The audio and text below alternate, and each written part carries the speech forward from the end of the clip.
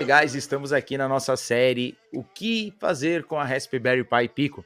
Então, se você está caindo de paraquedas agora, volta para o vídeo anterior, onde nós começamos a nossa jornada em aprender a utilizar a Raspberry Pi Pico. Mas na anterior nós tivemos um conceito das diferenças de placa, né, Luiz? E Sim. nesta série, o que a gente vai fazer?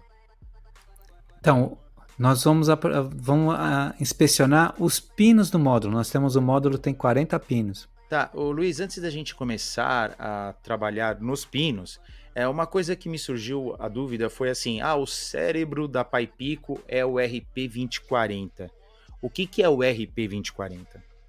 Boa pergunta, Renato. É o cérebro do módulo, é o microcontrolador da Raspberry Pi Pico, tá?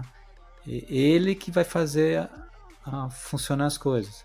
Se a gente vê na Raspberry Pi, ele é o componente de maior tamanho, fica bem no centro da placa, a Raspberry Pi Pico, tá? E a gente tem outros componentes que é memória, reguladores, botões, LEDs. Isso a gente vai ir vendo pouquinho por pouquinho, mas o RP2040 é o coração da Raspberry Pi Pico. É o cérebro e coração ao mesmo tempo. É onde a gente grava o programa, Exato. Certo? E através desse programa ele fará uma análise e fará o que nós desejamos fazer. Exatamente. Show de bola. Então vamos lá.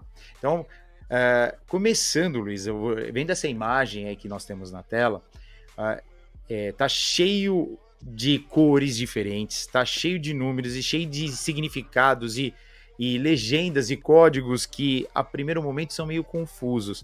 Então vamos por partes só para a gente entender, porque eu quero aprender um pouquinho de cada um desses pinos. E eu vou começar pela legenda, tudo bem? Que aí fica mais fácil a gente saber pelas cores, pode ser? Exato, eu ia sugerir isso mesmo, a legendinha lá. Você vê que tem muito pino, né? E Tem muitas 40 pinos, é opções, né? bastante, né? E muitas opções, né? Tem 40 pinos e 2 conectores, né? Um conector só de uma debug pergunta. e um Olhando conector o pino USB. ao conector de debug, aonde fica o conector de debug? Lá embaixo, né? É lá embaixo. Perfeito. E o conector Mas, assim, do USB é lá em cima. O do USB fica em cima e o do debug fica embaixo.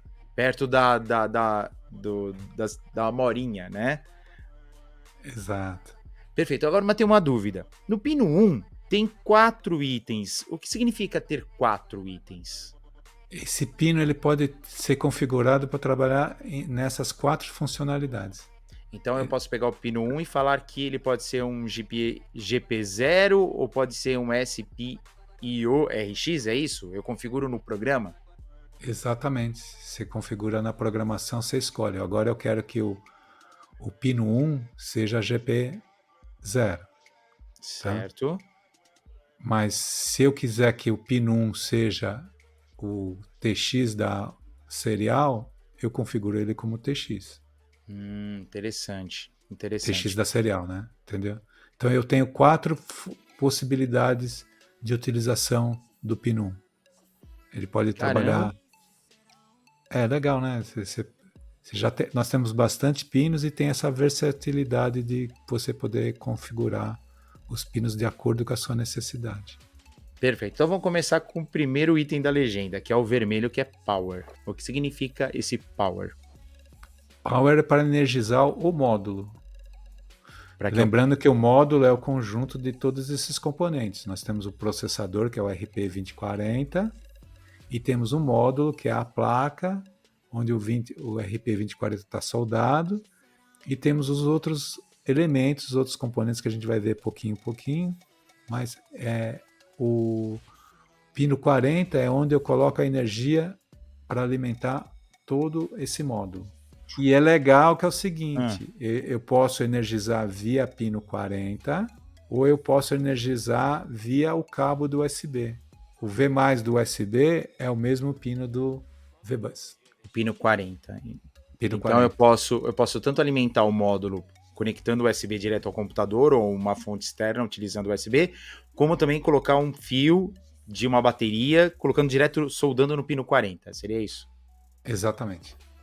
E esse 39, por que tem um do lado do outro? que é o VSys? Então, o VSys é um pino um pouquinho mais especializado, porque o RP2040 ele não trabalha diretamente com 5 volts, ele trabalha com tensões mais baixas. Eu posso configurar ele para trabalhar com 3V3 ou posso configurar ele para trabalhar com 1.8. Então, quando eu alimento pelo pino 40, eu vou regular essas tensões para trabalhar ou com 3V3 ou com 1.8, o meu processador. Se eu não quero que eu trabalhe com esse regulador do módulo, eu conecto a tensão 3V3 ou 1.8 diretamente nesse pino VSys. Interessante. Então tem uma certa tolerância aí em termos de tensão que eu posso aplicar no módulo usando o VSys, então. É isso? Exatamente. Como nós estamos iniciando esse trabalho, eu gosto também de fazer as coisas mais simples. Nós não vamos usar o VSys nesse momento. Nós vamos usar lá na frente e fazer alguma coisa mais especializada. Nesse momento, nós vamos alimentar a nossa Raspberry Pi Pico ou pelo pino 40 ou usando um cabo USB. Então eu vou lançar outra pergunta, porque no pino 36 eu tenho 3V3 out, ou saída. O que significa isso? É power também, mas... Porque eu vou ligar meu módulo, eu vou querer colocar mais coisas nele, não vou? Puxar um motorzinho, por exemplo. O motorzinho eu não diria motorzinho coisa, porque né? é muita corrente. Mas eu posso colocar um shift register para aumentar o número de IOs, por exemplo. Então eu posso usar essa tensão de 3V3 que é regulada dentro do módulo para fornecer para elementos externos. Agora nós vamos para o terra, porque não adianta ter alimentação de entrada se não tivermos o terra. E eu tô vendo que a placa ela é generosa em termos de terra, né? De Exatamente. aterramento. Por quê?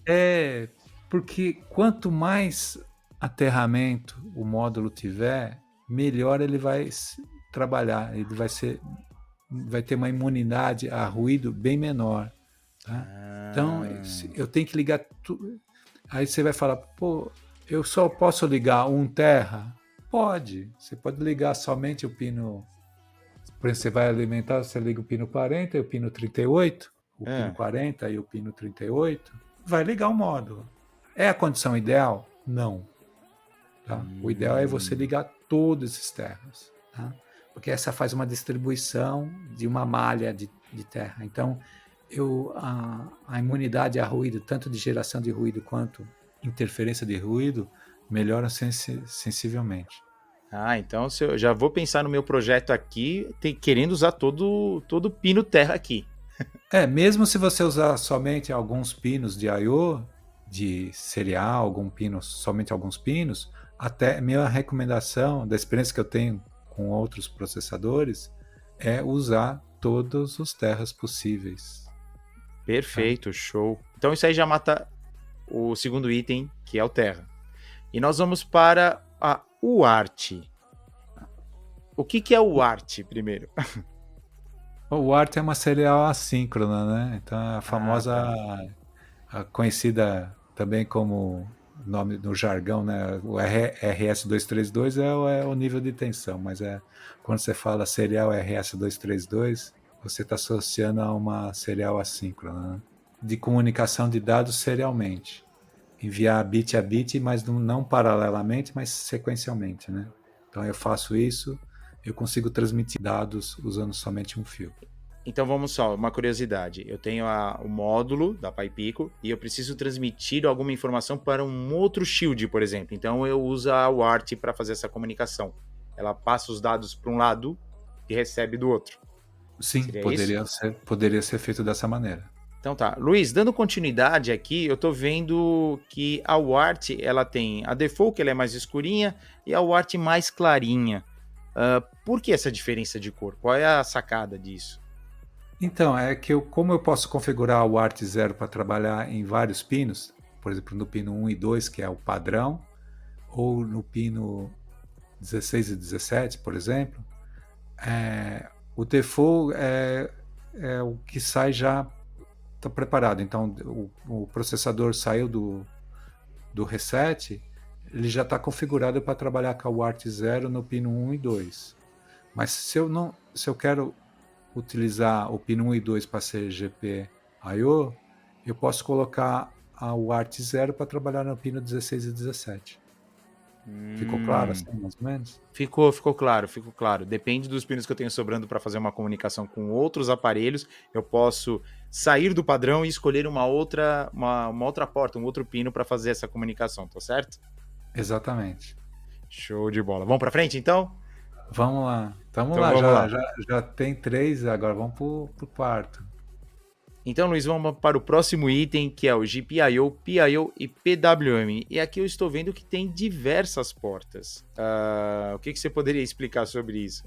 Tem vários pinos de I/Os aí, né? Então, o GPIO é o General Purpose Input Output, que seria um pino genérico de entrada e saída. Isso é o clássico, tá? E nós temos alguns pinos de PIO, que é Programmable Input Output, seria um pino de entrada ou saída programável. Mas esse é um pino bem sofisticado, isso a gente vai ver mais adiante. Eu posso fazer algumas automações com ele, usando os 2 núcleos, é um negócio mais sofisticado, a gente vai ver lá para frente. Por enquanto, vamos usar somente o mais clássico, que é o GPIO. Perfeito. E aí temos o PWM, o qual a gente pode usar para diversos itens, né? Para controle PWM, que pode ser usado para áudio, para controle de motor e assim por diante, tá certo? Exato, a gente vai usar bastante aí, que você gosta de usar para servo, né? Então, para o servo motor, a gente faz o controle de um servo Exatamente. usando uma modulação de PWM, que é uma modulação por largura de pulso, né? Então, Perfeito. Vamos fazer vários testes. eu posiciono o servo em função dessa largura de pulso, né? A gente faz um posicionamento. Agora vamos para o verde mais escuro, que é o ADC. O que é o ADC? É o pino de analógico, conversor analógico digital, né? Ele vai converter uma grandeza analógica para um número digital. Então, Perfeito. Então eu consigo fazer uma interface, entender o que está acontecendo no mundo externo analogicamente, convertendo ele para digitalmente, né? Então, um microfone, por exemplo? Ele faz alguma coisa mais simples, pode ser também, mas eu faria uma coisa mais simples, que seria um sensor de temperatura, por exemplo.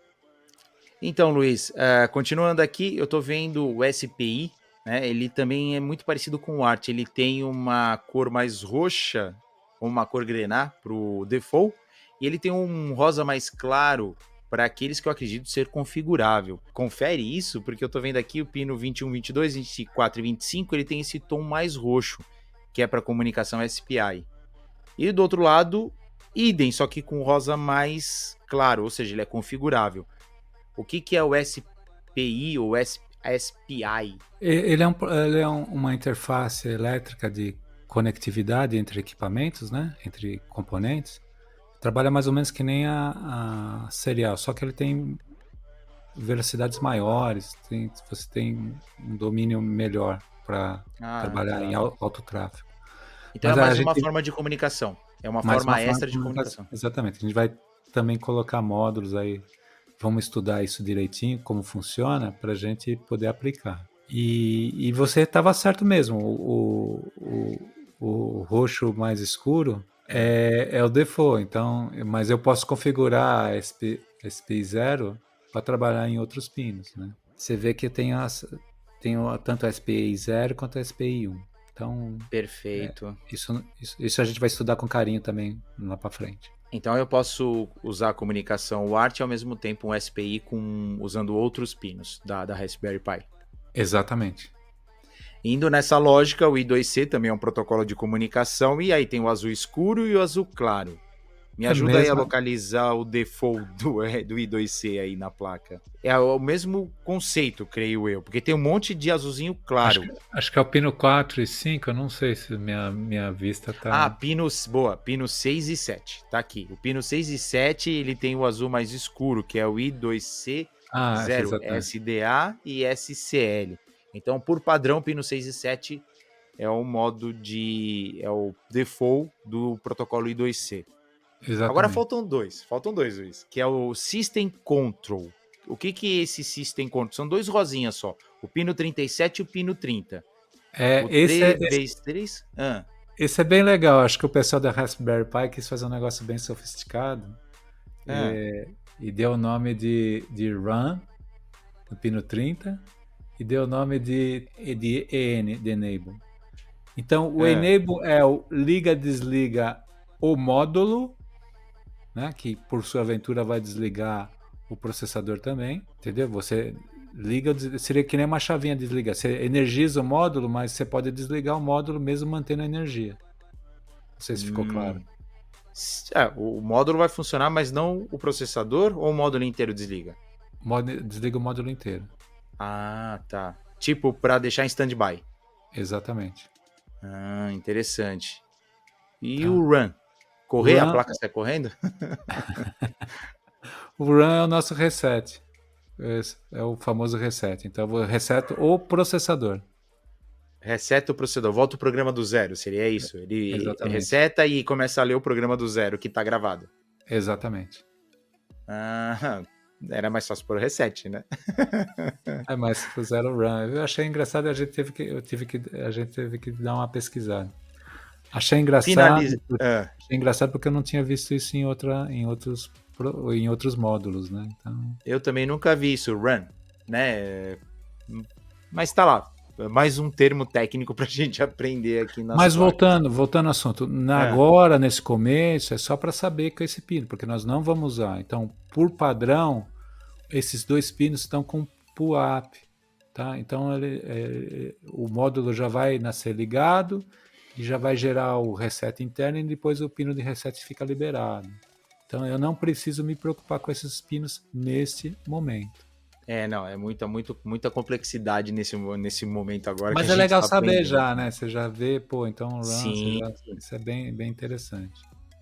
não, importante. Agora vamos para o último item, que é o debugging, que está lá no finalzinho. Para que serve isso? Então, debug vem do inglês de depuração, né? Tá? Aham. Seria tirar bug, né? Seria um debug, que seria tirar o bicho, tirar um inseto, que é um termo de informática aí que era Muito antigo. muito antigo, que é o computador, um dos primeiros computadores deu problema, e aí foram identificar o problema, era um inseto que estava dentro do circuito eletrônico. A hora que tiraram o inseto, que fizeram um debug, né, o sistema voltou a funcionar. Então ele é um sistema para depuração. Então voltando novamente, nós não vamos nesse momento utilizar, mas é bem interessante porque fica uma ferramenta que eu posso colocar paradas e fazer análise das variáveis internas, dos registradores. Então, podemos É uma usar esses coisa bem recursos. avançada. Nós vamos usar mais, lá para frente a gente vai mais. É interessante já saber que eu tenho essa possibilidade de fazer essa depuração do programa usando uma ferramenta de debug externo. Ah, com certeza, com certeza. E para finalizar, Luiz, tem lá o LED que é o GP25, que está lá no topo, é um LED. Eu estava olhando no esquema, não tem um GP25. Ele pula do 21 e vai do 22 e vai para o 26. Porém, esse 25 está aí, que ele só acende o LED. Ou seja, minha pergunta é, se eu for lá no programa e pedir o pino 25 esteja em alta, ele vai acender só o LED, ele não vai mexer mais nada externo. Exatamente. Ele não está associado a um pino externo, né? Do módulo, né? Ele é um pino GPIO do processador, mas ele não é um pino externo do módulo da Raspberry Pi Pico. Tá? Perfeito, Mas Luiz. eu tenho controle desse LED. Ele é usado no boot, tem algumas coisas que o processador usa em modo automático, né? Mas eu posso tomar controle do LED e usá-lo para fazer as sinalizações necessárias. Aí. É bem legal. Perfeito. Nós vimos todos os pinos agora, porém tem um botãozinho chamado Boot Cell. O que significa esse botão? Então, esse botão é para dar o boot no módulo. Então, se eu apertar o botão, seria o equivalente a dar uma inicialização de boot. Tá? Tipo reinicializar o computador ou reiniciar o celular. Exatamente. Se eu tiver isso associado ao pino run, que seria um reset, eu consigo dar um boot especializado, vamos dizer assim, entrar ele no modo de configuração. Perfeito, Luiz. É Fizemos muita aqui um informação, raio-x. eu fiquei anotando aí, é muita informação, então a gente tem que ir aos pouquinhos. E o mais interessante, nós vamos ver essa informação, não adianta a gente ficar falando agora se não usar. Então nós vamos ter que começar a usar isso para poder entender, e aí a prática vai dando essa afinidade. Vamos conseguir, vamos descobrir junto aí um monte de coisa bacana aí. Não, perfeito. Nesse vídeo aqui nós fizemos um pente fino em todos os pinos, fizemos um raio-x, digamos assim, e já deu para entender onde ligar o que aqui. Agora precisamos passar realmente para a prática. Então, Luiz, eu vou pedir para vocês que estão aí deixar na descrição o que vocês acharam do vídeo, dessa descrição. Se esquecemos alguma coisa, por favor, coloquem aí nos comentários. Deixe o like, porque eu vou deixar o like justamente agora para o pessoal da Lateri. A Lateri é representante da Newark aqui no Brasil. Precisou, também tem links aqui nas descrições para entrar em contato com a Lateri no link abaixo. Luiz, eu fico por aqui, você? Até a próxima aí, pessoal. Até a próxima. Um abraço a todos. Tchau, tchau.